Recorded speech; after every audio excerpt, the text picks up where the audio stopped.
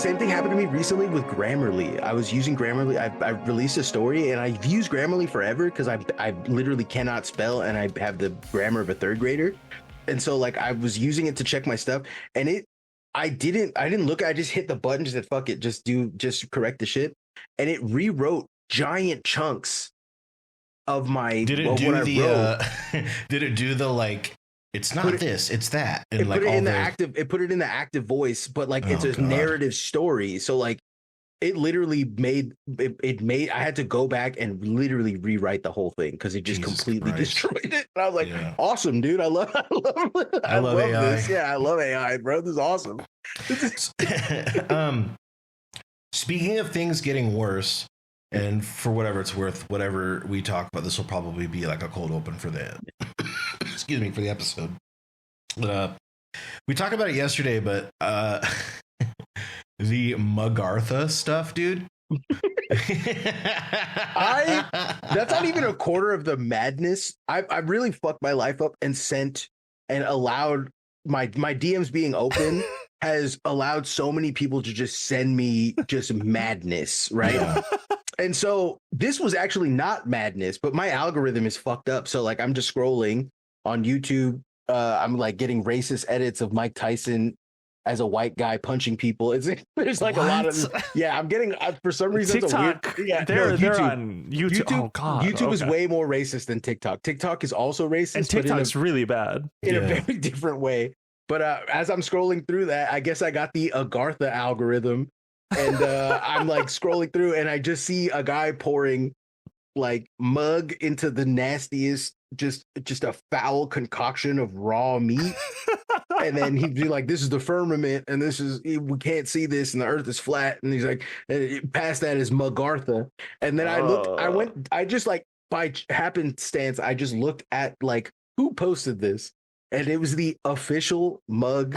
Yeah. And I was like, there's no way, dog. And it was official. And I was like, oh my Christ. It's like the only person I could send this to that would even begin to understand is Caleb. That's like, you're the only person. Yeah. I couldn't send that to anybody. Who else have you really spent like hours sending texts and back and forth about like academic research on fucking Agartha and those books and shit? Literally just I bought that book, but I can't remember the name of it. I bought that book that we were talking about. Nothing in this book is true, but it's exactly how things are. No, the one that the guy that traced academia back to the roots of Agartha was like $100 or whatever. That's right. I forgot. Yeah, I forgot about that one. The one I sent you was I haven't touched it yet, but it's on my shelf. The one I sent you is nothing in this book is true, but it's exactly how things are. Is like a great way to cook your brain. Yeah, right. That's like the premise of the chiral mindset when we do start it or whatever. Yeah. It is so bad. That book is written by a guy who like was not only disgraced in his field itself was disgraced. So he's disgraced from a disgraced field. What?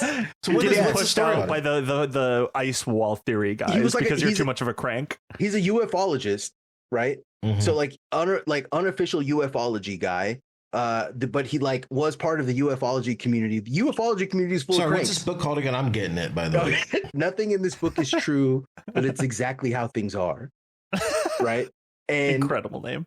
In it, at the time, I think it was written maybe in the 70s or 80s. It might have been even the 90s, but it was written by this guy. I can't remember any details of it because when I read it, I was Frizzell, like, friend of the show. Bob Frizzell, yes. Yeah. Bob Frizzell wrote it. Bob Frizzell, I was wondering if I knew which fucking pervert it was that wrote this. If for those of you who don't know, Bob Frizzell has been literally kicked out of the ufology space because he's a crank to actual cranks. People are like, dude, you are doing too much. Dude, his ufology stuff is too scaring even for like. I gotta say, his covers for his books go crazy though. They go so hard. I was a huge Bob Frizzell head growing up because the covers were sick. They're awesome. Then like years later when I went back and read them and I'm like, I dodged a bullet because my brain is fully formed now. And if it wasn't and I read these, I would have cooked my shit hard. So yeah. Some of these books on these websites have over 100,000 reviews. Dear fucking God. A lot of people read this shit. Dear God. I'm one of them. And now, Caleb, you said you're about to order. You're going to order it. Yeah, I am. I'm not a Bob disciple. I'm aware of him tangentially, but yeah, I can understand, especially like lately, because there's this sort of push to, with disclosure and stuff, legitimize the field of ufology or whatever, right? So I can see how there's a guy right now that's doing land back, but for like the entire universe. It's awesome. Yeah, it's awesome, dude. It's a guy who is like the Anunnaki came here and colonized us, and like we need to push them back. Like we need to take the universe back. And like I've been following him. He's like he's a crazy person, but he's genuinely trying to denazify a lot of like the Anunnaki, Aryan, reptilian shit, and it's awesome. That's actually sick. He's doing the work for he's doing the work that like nobody on this show is going to understand that that's actually important because let's just insert I'm genuinely he's like the reason why people hate trans people is because like something about trans people is like a human expression. It's a human emotion. Anunnakis can't understand it, so they condemn it. And it's like, dude, fuck yes, bro. I'm so on board. Yeah, dude, I'm so on board for that, dude. I cannot. I'm like, yes, bro. Get your DNA out of my cosmos, dog. You know what I'm saying? Like, I've never been on board with something so hard in my life, dude. He rocks. I've been watching him for a while. Shouts out to my homies who put me onto him. He's I love that because I know that you know who Stephen Greer is, right? Yes, yeah. You know Stephen Greer fucking hates his ass. Dude. And my man is dripped out. He looks like Jesus and a king at the same time. Yeah, right. He's like dressed like he's got like a crown on and long robes, and he does like live streams where he's just like, if you believe in Aryans and you believe the Aryans are superior, then you are wrong. He's like, humanity is superior, and he's like, dude, he's really like, it's awesome, dude. He's like, they didn't build the pyramids. They told us to build the pyramids, and then we did. And he's like, but they couldn't do it themselves. He rocks. He's so cool. It's insane. Yeah. You don't really get a lot of cranks like this around these days. Really. Yeah. If this is like as crazy as society got, it's not great ufology in this type of guy. But if this is the craziest people got, I would take that over. Ufology in a lot of ways is other stuff. Ufology and like occult stuff is in a lot of ways like my NBA, right?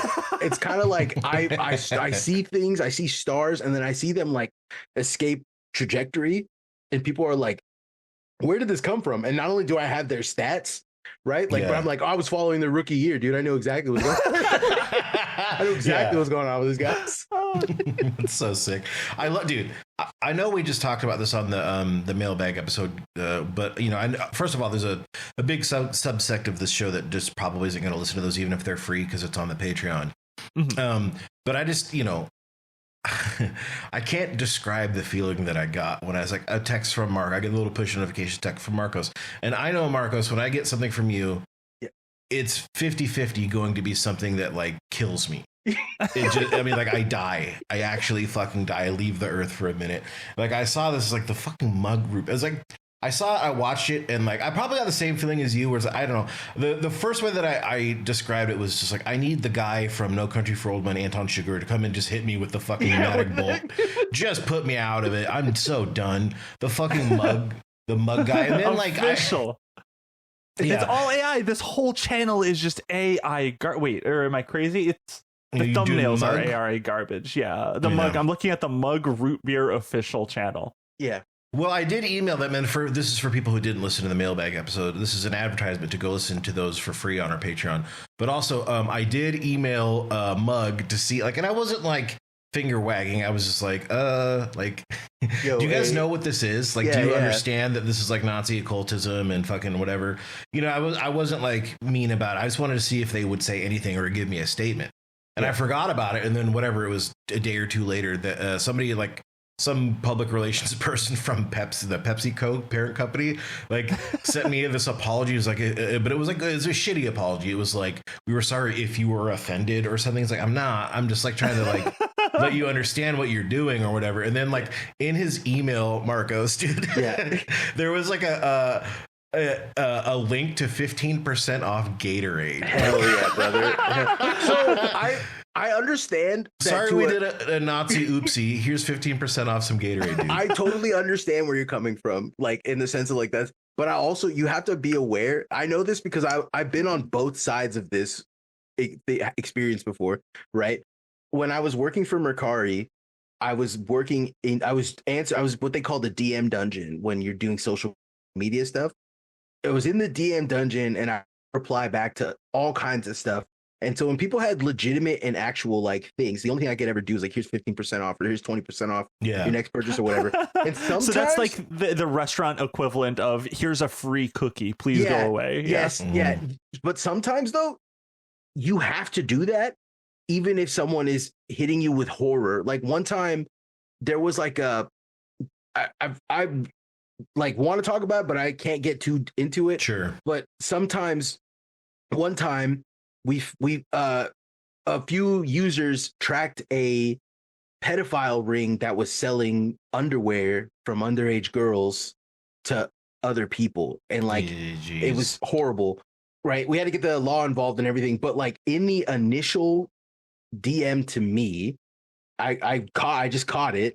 I escalated it immediately, told my supervisor. I even called we have like these like security escalation meeting things. I called that. I went over my supervisor's head and just called it. And was like, hey, we got to solve this shit now. The moment we wait, the more we wait on this, the fact that we let this sit in our DMs for 15 minutes is too long. It's got to be, you know what I'm saying? We should have answered it already. And so they're like, yeah. So they're going through all the triage and stuff. So then it get escalated past me. I go back a few days later to check in to see what was going on. They sent that person a 25% discount and be like, yeah, we'll check in on it, which is like, that is the worst way to have handled that I have ever seen. I was like, I ended up just getting in there and just typing a long, super long, like, we got law involved and we can't get into it, but we are we are taking responsibility for this. We're getting into it. The apology for the coupon. Yeah. Yes. Yeah. It was just, it's like I think it was like someone probably from like the Philippines or something. You know what I'm saying? Like, they're just going through and doing their tasks. Probably doesn't have the full context or whatever. Absolutely. So like, it is funny that you reach out to them and you're like, but the last time this happened to me was when I had a tweet pop off with Walgreens. I don't know if you remember that.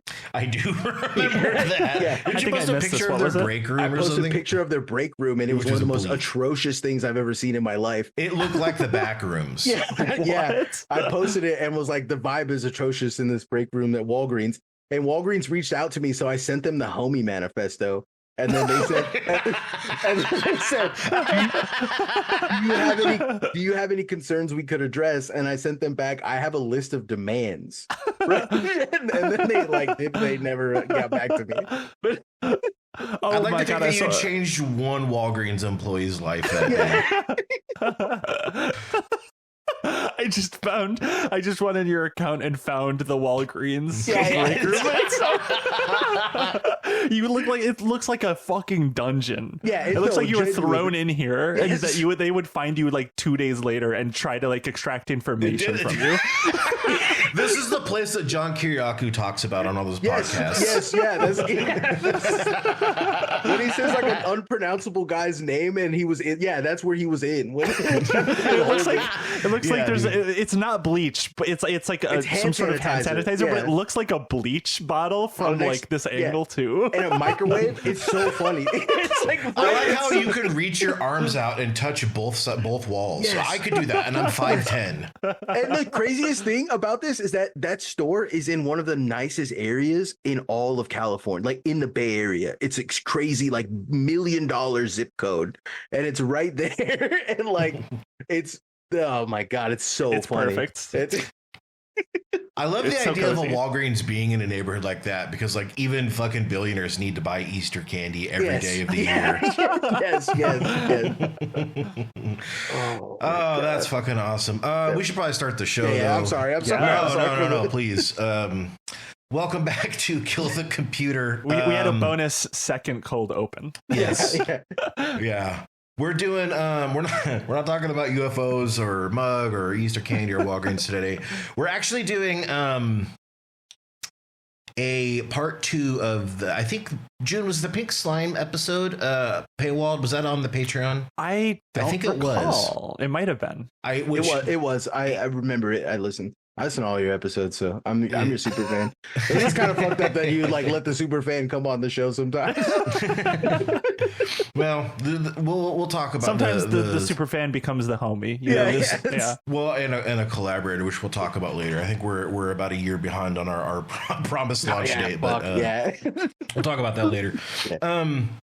We're talking about we're doing a kind of a trilogy of episodes on this. So the pink slime was the one, and if you don't know what that was, I recommend you go listen to it. You can find it at patreon.com/killthecomputer. But the idea is, and we'll review a lot of this stuff as we go, that with the death of like local newspapers, a sort of syndicate of various fake news websites that are those kinds of sites that are like the city name Sentinel, you know what I mean, like the Tacoma Sentinel, which isn't a real paper, but it looks like one, and it has just like, you know, bullshit on it. And we talked about that and how basically the GOP had a direct line to put whatever they want, and so did fossil fuel lobbyists could put whatever they want on these websites to influence elections. And they could basically just contact one of the like 2 real people at that like website or like a news organization, and they would basically just run news for pay, essentially. I mean, it's a lot more in depth than that. We have a whole episode on it, but that's the really zoomed out version. But today we're going to talk about a little bit of more of what happens when local newspapers die, and some of the other kinds of cretinous people that come in and try and fill that void. So with us today for the journey, friend of the show, Marcos, how are you doing, buddy? I'm excited. I'm excited to talk about horror and be the cheese to your broccoli. Yeah. June, how are you doing today? Fantastic. Wonderful. I feel like the last couple of weeks have just been like a moving into my new place update. I got an island for my kitchen. Best decision I made so far. It's so, it's life-changing. Having an island in your kitchen, and if growing up without one, it feels like rich people shit, right? It's awesome. It's like, oh, I'm rich now. I have stock options. I'm gonna put some money in my savings account. You start looking about like, I'm thinking about importing some couches. It's like, so that's my big update of the day. It was yet another three things that have been life changing in my life the last couple of years. Is a rice cooker, unbelievable, top tier. Bidets. A bidet is absolutely the move. It's huge. And now the island for the kitchen. Big power moves, big plays for people who need to like, maybe change their life up a little bit. Relatively affordable. Do not let rich people monopolize these things for you. You can get these things mad cheap. Actually, and your life can be changed. You too can have some class in your life. Can I recommend the next phase of your Treatlerite arc, June? Yeah, I have both of those, and I got them in that order. And then the thing that I've really been fucking with lately, well, there's the electric tea kettle, which will happen eventually. Ooh, but then once I got my own coffee bean roaster, that was when I knew that I'd made it. God damn, that's absolute peak. There's nothing more than that. No, there's a level after that is just excessive, and it's a dehydrator. Oh, dude, you are a pervert when you have a dehydrator. I know. As a guy who had a food dehydrator, I was pervert. It was a perversion. So yes, do not sink to that depth. You don't need it. You don't need. Don't worry, I'll put a cap on it. But right now I'm reveling in my island. So that's been my day so far. Okay. Okay, let's talk about the framework of this episode and then what I want to do with the structure, and then hopefully this will lead to a third and final episode that we will brush up against today, but probably not get to. So techno-capitalism kills local journalism. This happens for a number of reasons we're going to get into. The thing is that it kind of happened. It's still happening, but it happened really fast and nobody really said much. All these local newspapers are shuttering or being acquired or otherwise being replaced by pink slime, fake sites, other things like that. The vacuum that leaves has real costs. We're going to talk about those, between everything from corruption to waste to election turnouts. These are all direct. There's multiple studies. If people are interested, I will be happy to put the studies and all my sources in the Discord or whatever. And from that, the vacuum and all those things happen. There's new ways that people sort of start getting their news, and none of them are very good. And the through line to that, to me, is that it creates this sort of feedback cycle of like surveillance state panopticon and isolation and fear that perpetuates the surveillance state. So that's kind of the end of what we're going to get through. But we've got a little bit to get through first. Let's talk about like why these local websites are dying. And I'd seen that the number is like 3,500 news. I'll have to check the source. It'll come up later. It's in my notes. 3,500 news papers have been shuttered since about 2005, and they're dying because, you know, classified ads and things like that are moving to third-party Craigslist or OfferUp or Facebook. Social media in general is taking away a lot of their clicks. People aren't buying print. And on top of that, like I said, they're being purchased and consolidated left and right. People are getting their information from influencers, social media, and unfortunately, in rapidly increasing numbers, LLMs and AI. So it's a bad time to be in the biz of local news. So, you know, we have to kind of think about what happens when local newspapers die, I think, because it's not really, I think, discussed at the level that it should be because of all the problems that we are facing now that there is a direct through line to. Before we do that, though, I was going to ask, Marcos, I know that like newspaper print-wise have a different delivery mechanism than like the mail, but when you were a mailman, did you notice like a decline or anything related to? So no and yes. No one gets magazines anymore. Rich people get magazines. There's a few routes that I would serve that had that were rich people. They had magazines. A lot of it was like Italian Vogue, Nat Geo, basic things like that, right? Never any news organization. Maybe Times sometimes, but very rarely, right? Yeah. And also the Times is not news. Sorry, the Time magazine, not news. It's a ad revenue generator. But cities, and I don't know if it's a Bay Area thing, but cities have local newspapers that are just like, it's just like an aggregate for businesses to sell you stuff, but also it's kind of like, here's what we have been happening in the news, like in the city recently. And it's not like hard-hitting journalism.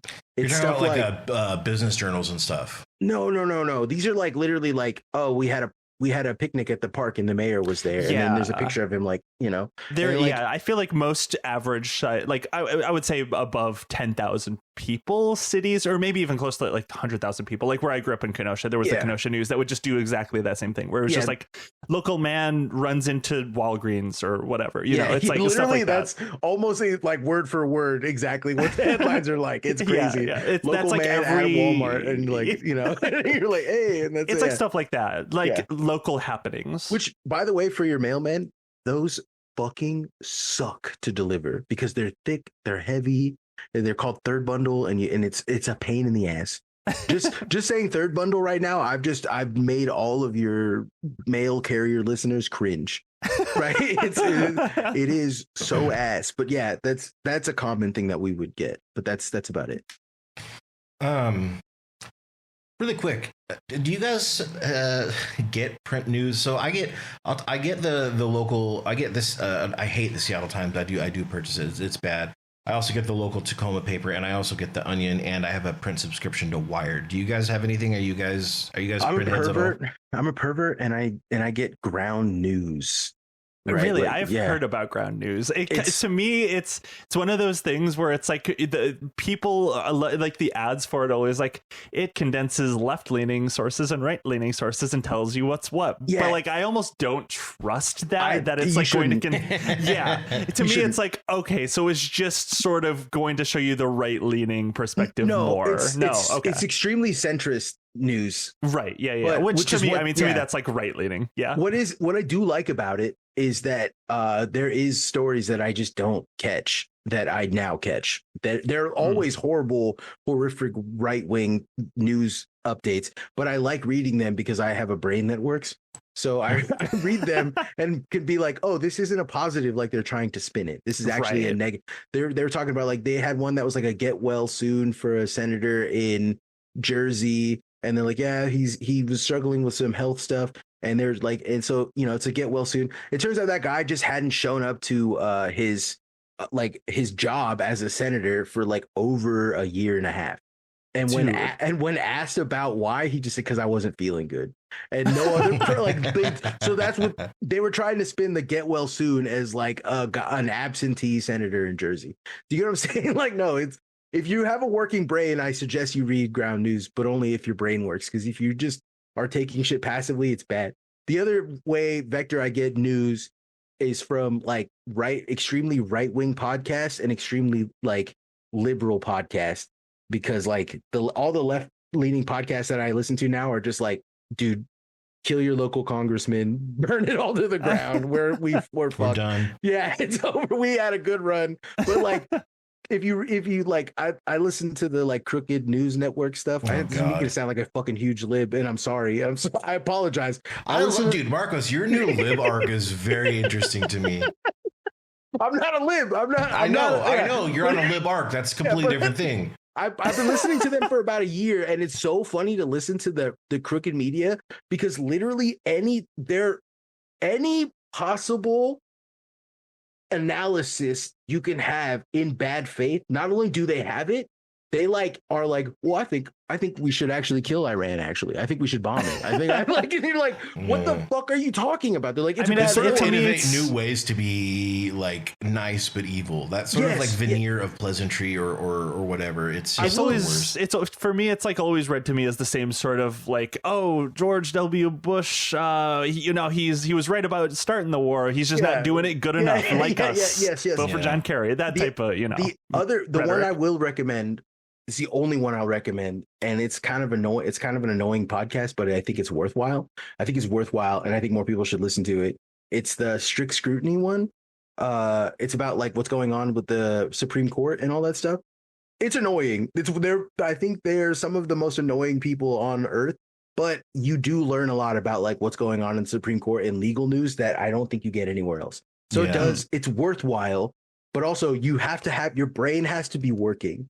Because if you are listening to these things and you are just accepting it at face value, you are going to start being like, I think maybe the next people who we send to Iran to die should be trans. You're like, you know what I mean? Like, it's fucking like, no, dude, come on.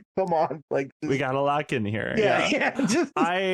For me though, in terms of like physical print media that I get, of course, The Onion, just like you, Caleb, and then I also do get Wired as well. I get the physical Wired, but other than that, nothing else on my end. Yeah, I should probably stop getting the Seattle. I have a feeling there's gonna be at least one comment like, why are you buying the Seattle Times? I deserve it. I deserve to get my ass beat for that, and I'll tell you the reason, and that's sports. So sorry about that. Okay, so let's talk about what happens to cities when these newspapers go under and you're left either with reduced news, local news, or in some cases you're in a news desert. There's a poll from Medill, which is the journalism school of Northwestern, showed that people living in like news desert counties still consume news at around the same rates, if not more, than people who had local newspapers. And they also didn't really mind the discrepancy of getting their information. There's a survey in there that was like they get it from social media influencers, friends, family, TV, radio, whatever, where they're getting it from.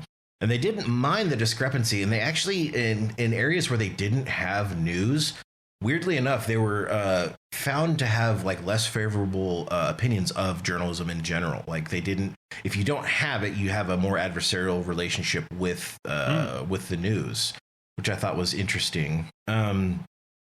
The thing about that, though, is these places, there's and again, all the studies are in here that show that, you know, local municipalities that are in news deserts, everything about them runs less effectively. Even things as simple as borrowing. So, for instance, if your public utilities district has to, there's a proposition out where my parents live, where they're thinking about taking over some of the private sector's power grids and stuff like that. So they'd have to borrow some money to do it. In news deserts, if they were to do that, it's anywhere from 5 to 11% more that they spend just on interest rate. Because they don't have the same levels of scrutiny to do things like bidding correctly and stuff like that. Places without local news also correlate with bigger just budget deficits broadly, and the government officials in these areas make more money, again, because they operate without the lack of scrutiny.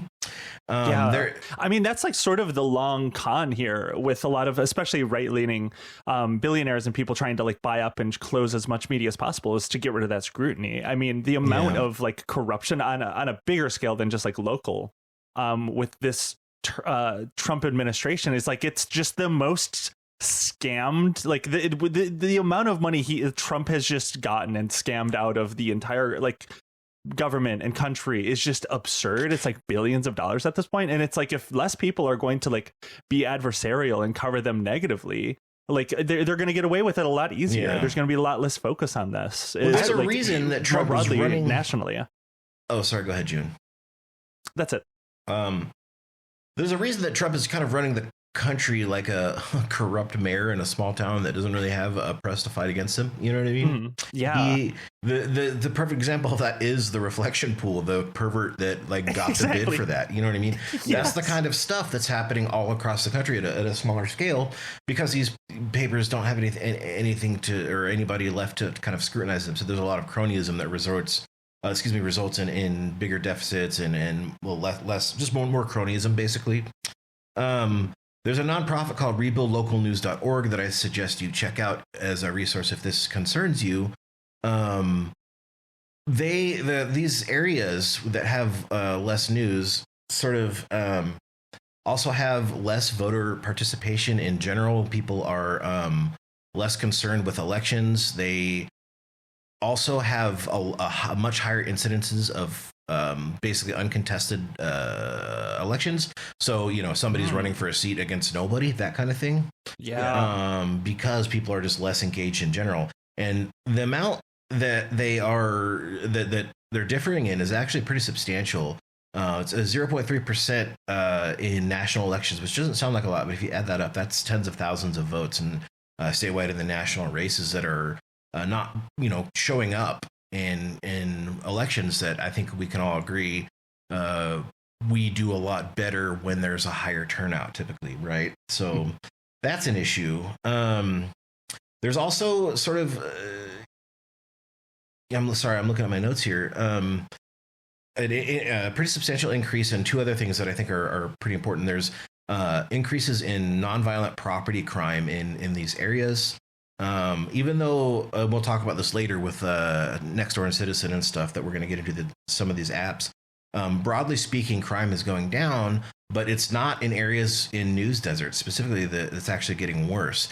And there's this is the interesting one. There was no study that I found that made this correlation. So this is me. This is an assertion that I'm making. It's not something that I found in a study, but roughly that I found it's the Poynter Institute. 3,500 local newspapers closed since 2005. In roughly that same time frame, it's a little different because again, this isn't a study that somebody did. It's just me Googling like a pervert. Police spending in that same time frame increased by 29%. So you're getting, you know, more police, and in these areas there's actually more crime, even though crime is dropping nationally. These areas are getting harder hit by theft and property damage and vandalism and stuff like that. So which is all. I mean, sorry to. No, go ahead, please. Yeah, all of that is literally like an increase in property crime and a decrease in violent crime is essentially a economic mistake, like an economic policy dying a slow death, right? That is the result of poor economic policy, right? People are committing property crimes. People are committing petty thefts. Those crimes being on the rise are almost always indicative of failing economic policy. Absolutely. Right. So like, and if you think about it, this kind of ties into something like a bugaboo that I've had in my head for a while, which is like the prison system becoming this big, scary, there's 2,000 prisons full. We're almost at capacity. Every single one of them is at capacity. Of all of these prisons, I think it's like over 80% of the people who are in prison are in there for nonviolent crimes. Yeah. That's drug offenses, property crimes. That's 80% is a crazy that, like, when people talk about prison abolition and people like to use the like, well, would you let Jeffrey Dahmer out? Would you let Ed Gein out? Would you let those guys represent like a 1% sliver of actual crime, like criminals. Do you get what I'm saying? You're building. Absolutely. You're right. If anything, there could be one prison, right? And we make it Ohio. But I mean, you know what I mean? Like, if anything, you know, a lot of the like way that they are selling this fear of crime, they're like selling you this fear of violent crime when the reality of it is it's not real. There's very little violent crime.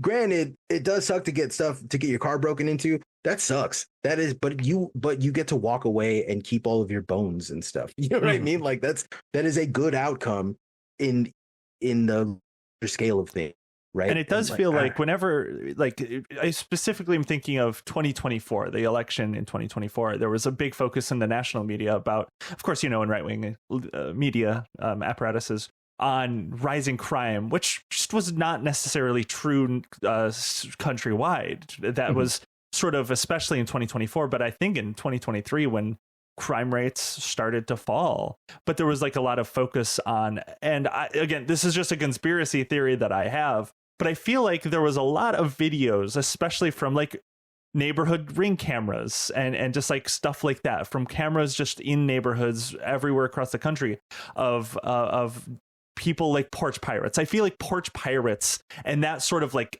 video as content, even just beyond posting that video, people being like, I rigged up a fake package to catch this porch pirate, and now I'm posting it online. I feel like there has been like a greater focus also on these types of crimes, just like nationally, which I find interesting as we move closer and closer to just this massive surveillance state that we're in. It sort of like normalizes how hyper surveilled everything is, but also just like these are, you know, petty crimes at the end of the day. Yeah. So I don't know. I don't really know what my through line is there necessarily, but it just feels like there is a greater focus, and maybe it is just because there is an increase of these like porch pirates and, you know, these. Well, there's actually a decrease, June, but you're completely right though. Here's the thing. That was actually, you nailed it. It's the next segment that I have here. It's an article from Axios. This is so the next part of the thing that I was going to ask is like, as this stuff gets gutted, and the things that come to replace it. Now we talked about the pink slime thing, but some of the stuff that we didn't talk about really was Nextdoor was a big one, and a lot of this was sort of peaking around that time frame leading up to it. This is an article that was written in Regional Access Denver, so it's real quick, not super long, and I'll just read the whole thing because it's old, a couple years old anyway, so I'm not, you know, taking clicks away. But it's Nextdoor fuels crime fears in neighborhood study finds. Social media platform Nextdoor is creating exaggerated fears about crime and more support for aggressive police tactics, a new University of Colorado Boulder study finds. Nextdoor bills itself as an essential neighborhood news source in an era when local journalism is declining, but the platform's content is warping some users' perception of reality, the study finds. Frequent Nextdoor users report having greater concern about crime, which leads to their users having more openness to harsh policing tactics than people who use the platform less or not at all, the researchers said. The study, published at the New Journal of Media and Society, is based on an online poll of 1,800 adults in 2023 about the social media platform. Even though violent crime in major metropolitan areas is declining, posts about porch pirates and bad drivers and loitering, often with video doorbell surveillance footage, make crime seem far more prevalent, the study said. I don't need to keep reading. It's basically more of that. And Nextdoor has they have a comment about it, and they say, well, you can't prove that there's a correlation between this and these two things or something like that. But can I jump in real quick? Okay, I'm sorry. This is a little bit of a tangent and a rant. Go for Loitering is not a fucking crime, dog. Yeah, it is not illegal to hang out. It is not illegal to hang tough at 7-Eleven. I'm so mad about this. That's what we used to do as kids. Yes, you go to hang out, dude. Under a homie regime, we're actually making loitering required. You get 2 hours. Spend an hour a day. You get paid by the state. You get paid $40 per hour you spend loitering. I don't know how. Listen, if Mom Donnie can figure out the budget in New York, I can figure this out here. Okay, that is the future now. I'm paying you $40 an hour to hang tough outside of somewhere. Right. I mean, imagine society if there was a mandated chill time. Yeah, mandated with the homies. Yes, you just hang out and you just hang out in front of a Taco Bell and maybe you drink a beer. That's it. You know what I'm saying? That's normal. It's cool, actually. Right? Oh, I'm sorry. No, dude. There's a very deep philosophical school of thought that goes along with what you're saying, Marcos. Have either of you read Society of the Spectacle by Guy Debord? Yes. Yes, okay. Yes. So he was a what they called a situationist, and one of the underpins of being a situationist is you just go out and fucking walk around your city. You just go. You go loiter. The French call it flânoir, and I'm big time flânoir. I be doing that. I walk around. That's how people are like, "Where does your philosophy come from?" I walk around. I walk everywhere. You're supposed to walk with no place in mind. You just go loiter. Just do it. Yeah, and I hang out. And sometimes I'm hanging out in the ugliest, nastiest, gnarliest banh mi place you've ever been to in your life. It's just, you can smell how much fish oil they use and it's way too much. And I'm out there hanging tough thinking about, man, if I was president, I'd make certain crimes legal. You know what I mean? But I mean, the reason for it is it's kind of antithetical to what we're seeing here, is because when you go out in your community and you see the people around you, you have a much more vested interest in the community at large. You want to see it succeed. You're more connected to it. But also it's this idea that we have this rugged individuals in the United States. It's like so isolating and disgusting and nihilistic. And the antidote to that, I think, really is loitering, dude. Yeah, hanging out. Make loitering mandatory, not even illegal. Now it's mandatory. Now you gotta hang out. It's like the era that we are in, with a lot of like local media and media being dismantled and personal surveillance systems on the rise, and like lowering trust of everyone in neighborhoods is like the ultimate level of the suburban mindset, where it's just like you have your cameras pointed outside your door. It does the little, I don't know if you've ever worked with anyone that has like Ring cameras, and you hear that little chime sound effect. Yeah. And it's like, oh, and like you'll hear it go off every once in a while, or many times a day, and I'm like, God damn, that my coworker, for context, no one at the Onion has this, but at a previous job of mine, it just would be going off constantly, and it's like, is my coworker just like paranoid as fuck? How do you live like this, just not like trusting anything outside you? And it is, I think, partially due to fear of like someone breaking into your home and like maybe doing stuff or stealing a package or whatever. But it's like, is that healthy? I don't think so. It is like ultimate isolation and alienation from each other. One of the things that they teach you like early in a postal school, when you become a mailman, is very funny, because they essentially like, you are now a targeted individual. The entire world is now gang stalking you. You're probably the most surveilled person of all time. Yes, and it's true, when you work in the post office, everyone's Ring cameras will always be watching you. So you think it's okay to scratch your dick as you're walking around? No, they have that on Ring camera. They will send that to the postmaster. You will get in trouble for it. If you cough on the mail, guess what? They're going to tell your postmaster about it, right? Your postmaster has intimate knowledge of you, and you are being watched constantly. And like, that is, if you're a paranoid person, do not go work for the post office. That will literally kill your brain. But when I think about it, what I've come to understand is that, like, I don't know if you've ever spoken to like a person that has had a taste of fame before. I've met a few people in my life that actually been kind of famous. These people are genuinely always paranoid afraid that everybody wants something from them, and they leave like lots of they can't have normal relationships. And then I think about like main character syndrome on social media, and I think about how much social media has empowered so many people to develop the symptoms of main character syndrome, where essentially they believe the entire world is watching them and they have this expectation to perform. And a lot of that does kind of go into the same kind of paranoia that would make you, arm your house full of surveillance, because people are always, I'm the main character. People are always looking for me. They're always after me. They're trying to get into my house. You walk by someone on the sidewalk and think that he might turn around and like do something to you. Yes. Like he's going to like bonk you over the head. Yes. And that kind of like paranoia, that kind of like main character syndrome can only really be defeated by a great humility that can only be achieved by literally being embarrassed in public, right? Like genuinely, that's kind of like public embarrassment is the only way to like understand, oh damn, sometimes it isn't all about me. So what you're saying is roasted by the homies. Have you sometimes seen you gotta get cooked alive? Yeah. Dude, have you seen the guy who had the what do you call it, the cap on or whatever, the what do you call it? In the video they called it a shiesty. You know what I'm talking about? Yeah. And he looked like Buzz Lightyear. Yeah. He looks like I'll be that, and then they all start just fucking howling. That video has probably 1 billion views by this point. It's everywhere. It's the funniest fucking thing in the world. That guy will never have main character syndrome because he got roasted by the homies. He got cooked alive. It's a public service. Cooking people alive is a public service. If you know a supreme shit talker going out there and shit talking people, thank that man. He's doing the Lord's work. Right? So if you see a Ring camera, scratch your balls in front of it. Scratch your balls in front of it. Humble, yeah. What I'm trying to say though is that like Caleb's not wrong in thinking like linking this to Guy Debord, right? About like society of the spectacle, because it also kind of falls into like Michel Foucault's ideas of the panopticon, right? The idea like society of panopticon.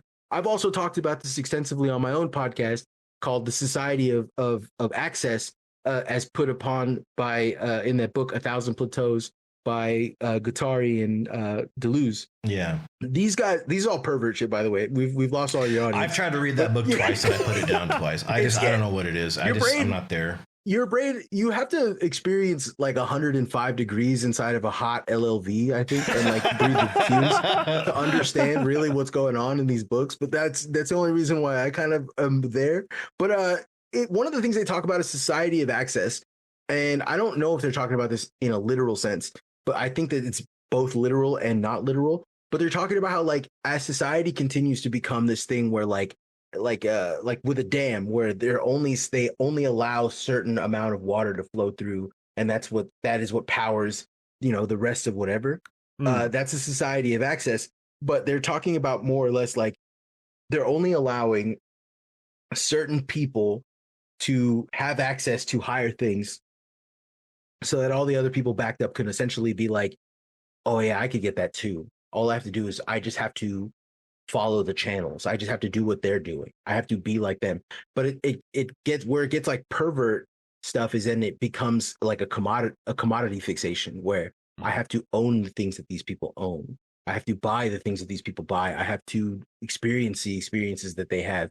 I need to listen to the music that they listen to. I have to essentially model my entire self in this one direction to have access to the freedom of being that whatever it is, right? This is like real abstract stuff, but like the way that this gets made and put into like actual, I guess, reality is through like surveillance states, complete breakdown of communities, complete breakdown of like third spaces, like what is it, decreasing minimum wage with increasing inflation, where like people just can't afford to do shit, and essentially we're living like modern industrialized slaves. Essentially we're only making enough to exist but not enough to live, right? And like I hear so many people all the time in my life. I mean, I live in the Bay Area, so like I'm in an area where it's extremely expensive. But almost everyone that I know has some kind of like brain sickness because they work like 20 hours a day. They work either 2 jobs or they're working constantly. And the only kind of comfort that they seem to get is from like Andrew Tate podcasts and shit like that, right? Like, man, like, because it's the most pumped out shit. It's reading Elon Musk tweets. It's listening to Joe Rogan stuff. I mean, it's the same thing that I think, Caleb, you and I have talked about before, where it's if people feel like they don't have control in their life, in the society that they live in, if they feel like someone else is selling them a better vision or more aspirational like vision of the world, like someone like Andrew Tate, obviously a complete crank, just grifting money out of people. But if you're desperate, if you don't have anything like guiding you in reality, people will turn to people like this because they're charismatic. They're trying to like sell them a better self or sell them a better world as selling them access. Exactly. Yeah.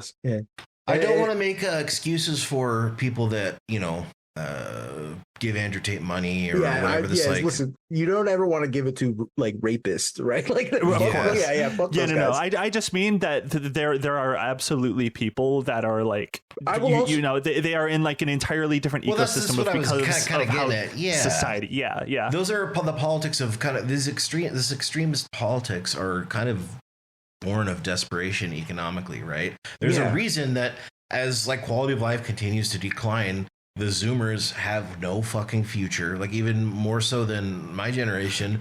It's like, what's the point? And you got this guy that at least he's like, what am I trying to say? I'm not really good at understanding the appeal here, but he's like, there's a reason why it's nihilism. Like, it's why 09A is a fucking thing now, right? It's why it's why we have acts of nihilistic violence, whereas before they were ideologically motivated, right? You used to have guys doing school shootings and stuff, and they would be doing it for a white race.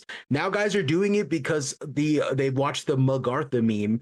And they're like, nothing matters anymore, dog. I was gonna say, there's a reason why the Gen Z social hire at Mug is posting Agartha memes. Like, there is a reason. There is a social and economic reason as to why that is happening. Yes, it feels insane to say that, but it's true. Yeah. And like, there is no scaling. I don't think. Like, I've explained this. So I don't know how to scale the homies.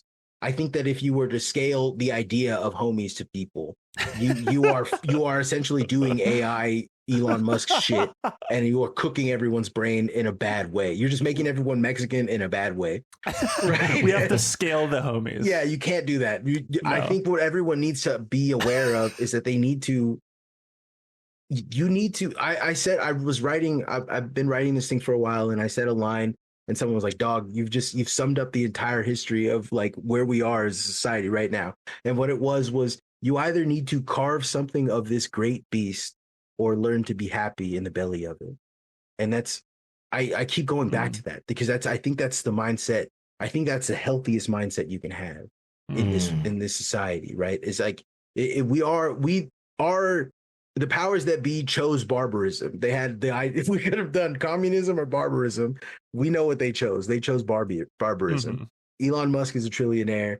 Lots of other companies are fighting for those trillions as the wealth that we experience is shrinking at a much larger rate. And all of that is like meant to dehumanize you and to scare you into thinking that, well, I have to become violent and I have to become angry. And yes, all those things might be true, but you also have to retain some type of humanity. And the first way to do that and assert that, I think, is by literally just walking outside, seeing your neighbors, seeing that they're not crazy people, waving at the Ring cameras and saying, hello, I'm your neighbor. How you doing?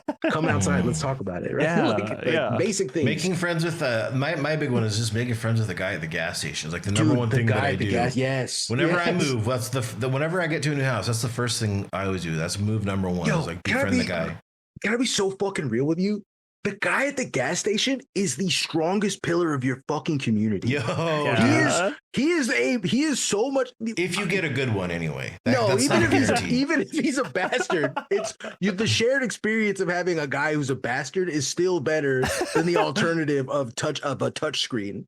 Do you know what I'm saying? Oh my God. That's true. Yeah. Yes. And that's the way like that a lot of all of this is moving is there's touchscreens everywhere. Every day there's a new touchscreen put somewhere else, just alienating all of us away from each other even fucking more. Yes. Yeah. Like at the McDonald's. I mean, I think McDonald's was like the first place where I really noticed, like, I mean, this had to have been a decade ago, where they got like some of the touchscreens up in their stores, and it's like there is just an invisible barrier between the employees now and like the customers, and that it is just nothing, that to scale in all of society now. Nothing has turned me into like John Connor. Like we have to if I see a robot, I'm gonna strangle it. Nothing has turned me into that harder than when I went to the Wiener Schnitzel closest to my house, which is pretty far, like 45 minutes away. So it's a treat for me, right? When I went to the Wiener Schnitzel and I had to order with an AI, like order bot, like it orders, like when you ask the order, when you go to do your order, right? Like it's an AI prompting you. So you have to talk to an AI. And not only did I get my fucking order wrong, but it I'm a fat guy. I was embarrassed. I like was ordering a lot of food and I was so embarrassed. This happened to me recently. Yeah. Wendy's has those like AI bots now too, like when you order. So I drove up and sometimes I like my chicken tendies. Yes. I wanted a 10-piece chicken nugget, and it somehow heard 40 10-piece chicken nuggets. And immediately some guy came on the fucking other end and was like, that was wrong. Okay, what do you want? So it's like immediately they cut through that AI thing. I was like, not 40 10-piece chicken nuggets. No, the opposite happened to me, where the lady came in and was like, did you actually order that many? Like you ordered 2 like 20-piece like jalapeno poppers? And I'm like, I know what I'm about. I'm sorry. Listen. If you were here from the door, I would have stopped me, but I'm talking to a robot, so I'm gonna go crazy here. Right? Oh my God. Yeah. But no, I think like bringing this back a little bit, like Caleb, you were talking about like sort of like tying this into news organizations, like local news sort of dying out, and I think your through line is that it sort of is the beginning of like social trust among like communities. Is that sort of like your through line? Yeah, here? I mean, it's just as the collapse of community continues to happen, I think two things are sort of happening simultaneously. That is, the things that come in to fill that vacuum, the new infrastructure that's being built is horrifying, and that produces the isolation that we've been talking about for the last half hour or whatever. You know what I mean? Yeah, absolutely. We're probably not going to get to the surveillance state stuff yet. So we talked about like like the panopticon of the self or something like that.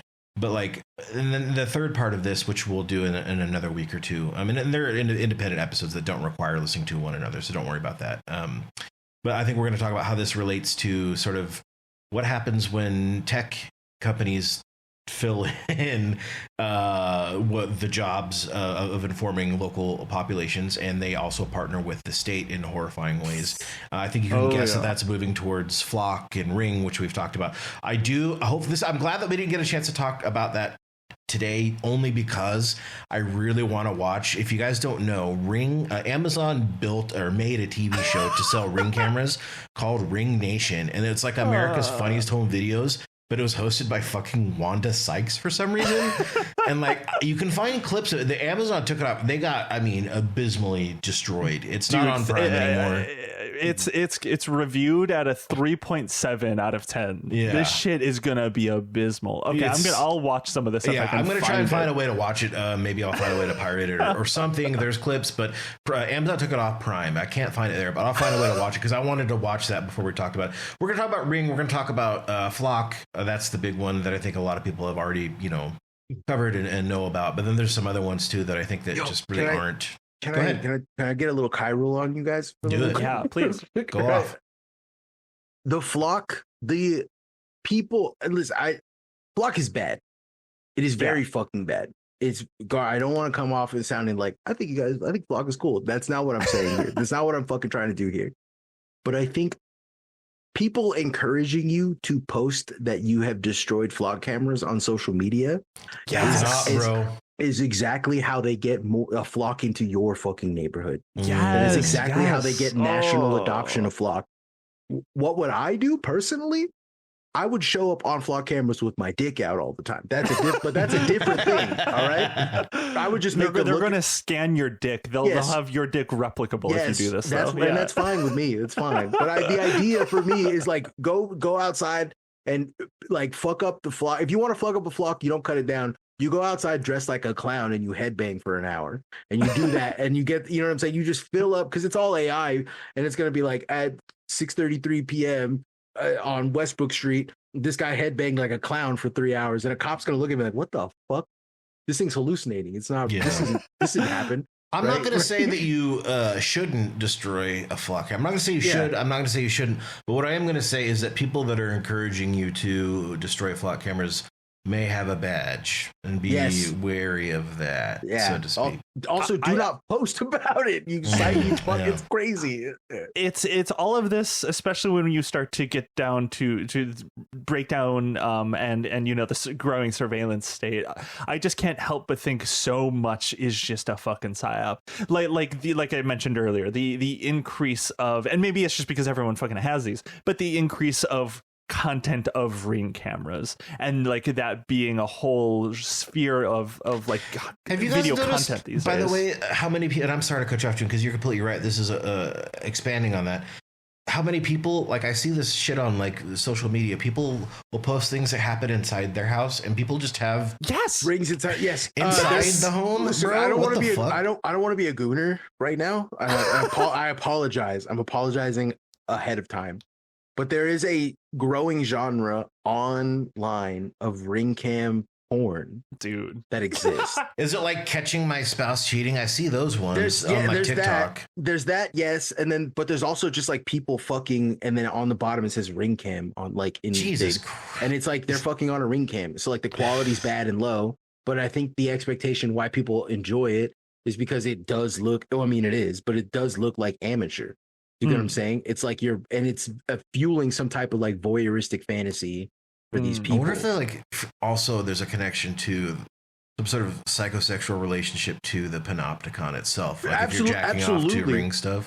Yeah, why do I always talk about like the psychology of pornography on this fucking show, man? Because there's so much. This is so much to it. Bread and butter. All right, like this is where I'm one of the leading experts of like goonerology. Right, I fully understand the gooner brain. I also like have empathy and I'm a human, so I know how to turn it off. Right. I'm like I've talked about it before on my show, but I am like incredibly good at thinking like a dumb guy. Right. That's like my skill, is like being a stupid translator, because I at my core I am dumb. I'm dumb as shit. Same. So it's I just happen to have I've read got these stains books. on my shirt, dude. I'm with you. Yeah, dude. All right. Like, but yeah. So like I am fascinated by people's porn habits and by growing porn habits. And you can't talk about it without sounding like a fucking gooner.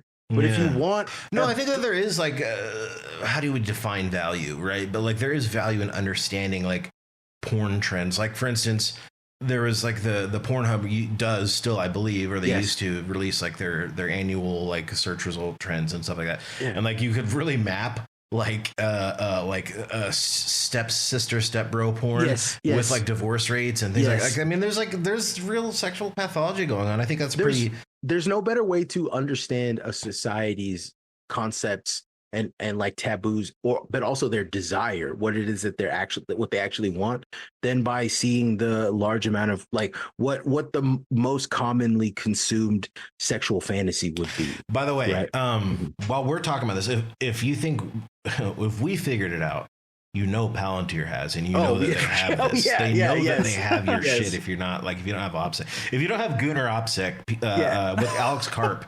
That freak knows what you're jacking off to. Yeah. This is why, like, speaking of people who don't have Gooner OPSEC, it's like capital G gamers, right? When they just want the bazombas in their face all the time, right? And like, oh, my anime girl didn't have big enough boobs.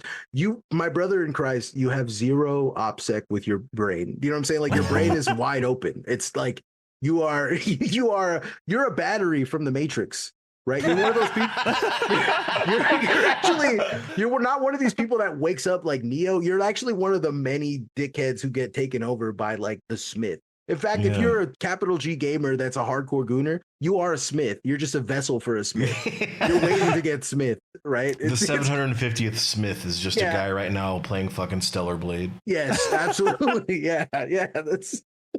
Jesus Christ. I think just final thoughts. I think we're wrapping up here in a second, but I do just want to get your read on like neighborhood app, like the neighborhood app, and like more of those, like the Citizen. That was the next thing. Citizen app and stuff like that. That's coming. Yeah. That's the next one. Okay, I wanted to get to it today, but it's fine. It works better, frankly, for reasons that will be more clear when we get to that episode. I don't want to talk about it yet. That ties Citizen app and some of these other ones literally tied directly into surveillance state from the government and policing and stuff like that in a much more direct way than we were talking about before, which is like we're policing ourselves. I mean, quite literally, like these things are controlled by the government and cops and stuff like that, and it'll be pretty horrifying one. So yay. Yippee. Marcos, where can everybody find you? I know you've been on the show a bunch of times, but yes, we do fortunately continue to grow. So for our new listeners who have not heard from you yet, yes, what do you got? Homie Vulgaris is the name of my podcast. It's available on all podcasting apps. I have a Patreon, homie, or it's homie.gives. You can go to the Homie Collective. We're an art collective. I've recently started making videos and stuff. I have a YouTube video coming out called Noodle Mindset, where I talk about Mr. Noodle. And it's funny because I'm like a 35-year-old guy here to talk to you about baby shows. Let's get into it. Right. So, but I mean, like we're constantly doing stuff. We have a lot of stuff is on the way. We have a bunch of guests.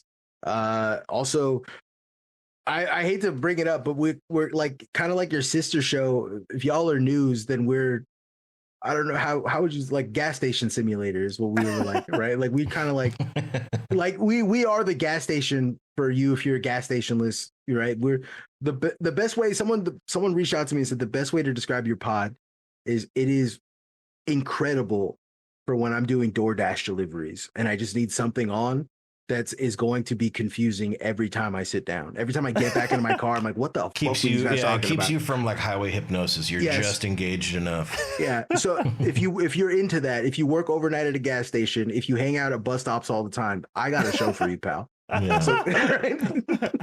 And of course, if you like our show, Jen and I have been on there a bunch of times. It's a great hang for sure. And if you're on our Patreon, which you should be even on the free tier, because like I said, we have a bunch of free stuff there.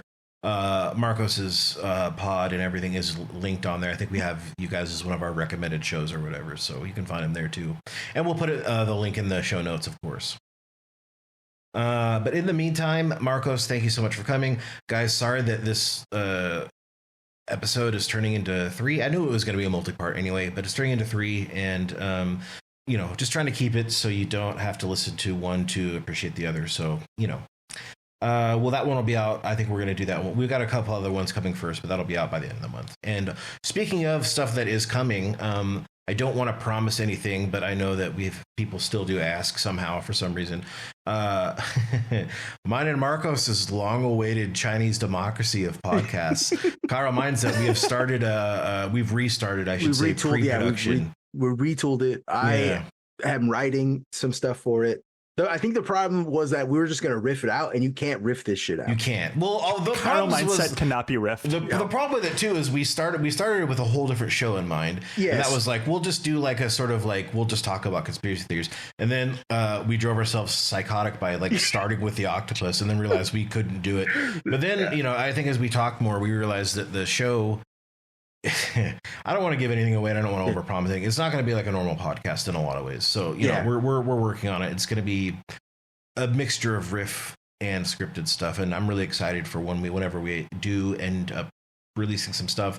But I just know that there are people that were curious about it. So thank you for the continued interest. For those who ask, it has not been forgotten. Do not worry. It's been a minute, but it's still coming. I get DMs from people that are not nice about it, and it makes me laugh every time. Right? Yeah. Because then I'm like, I'm pushing it back 2 weeks. It's me. I feel bad. We've had some people cancel Patreon. They're like, I wanted to join for the Chiral Mindset, but it's like, well, like. First of all, I never gave you a release date for that because I just know, but also like I do feel bad about that. So I get you. Projects with me are tough because like I have a life that exists outside of this thing, outside of podcasting. I don't just sit in a podcasting cube waiting to podcast. I have a life and stuff. Not yet. We're trying to. Eventually, we're gonna work on that. Yeah, eventually I will get to the cube, and then it's over for you. You're getting daily podcast. You are developing schizophrenia. I will put out a casting call. Fuck it. This will be fun. If you are a voice actor and know another voice actor, and you are British, DM us. We need two British guys to be on an episode of the Carl Mindset. Why? Yes. Well, that's a secret for later. That's a secret. Yeah, that's a. All right, guys. Yeah. Thank you so much for coming on, Marcos. Thank you for listening, guys, and we will see you next time. See ya. Bye.